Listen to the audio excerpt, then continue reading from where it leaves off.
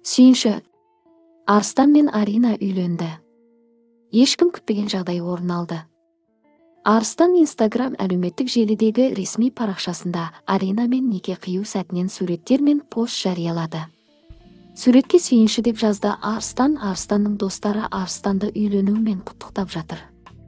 Құтты болсын жастар, бақытты болыңдар.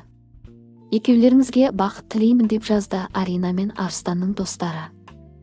Естеріңізге сала кетейік, Арыстан мен Аринаның бір-біріне деген сезімі Қосылайық эфирінде ашылған болатын. Бірақ Арина Тимурмен коммерциялық жұп ретінде жобадан кеткен болатын. Тіпті ашуға булыққан Бөтебай Тимур мен Аринаны жобадан қуып шыққаны көрермендердің әлі есінде. Эфир сыртында Арыстан Арина қызымызбен таныстықты жалғастырған болатын. Қос ғашықтың сезімі жұп ретінде жалғасын тапты. Арыстан мен Арина күнделікті романтикалық сәттерін бірге өткізді.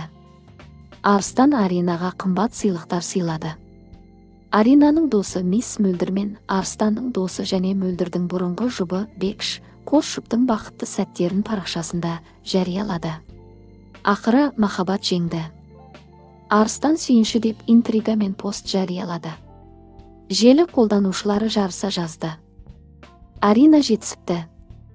Ана арайға ұқсап 1-2 айдан кейін жылап жүрмесіне кім кепіл? Бақытты болсын, ешкімді тыңдамады. Осыларды пранкі бітпейді. Рас болса құтты болсын. Ерте емес пе, асығыс болып жатқандай, бақытты болыңдар. Не болды, сомен үйлендің ба?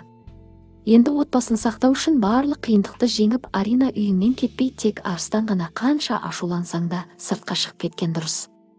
Не болса да ажыраспауды ойламау керек. Қосылайықта той болмай ма? Неге Арина көңілсіз? Осылардың дым ұяты жоқ. Біраз күннен кейін ажырасып кетсе таң қалмаймыз. Тимурмен жүріп жүргенде Арыстанмен жүріп жүрген бе?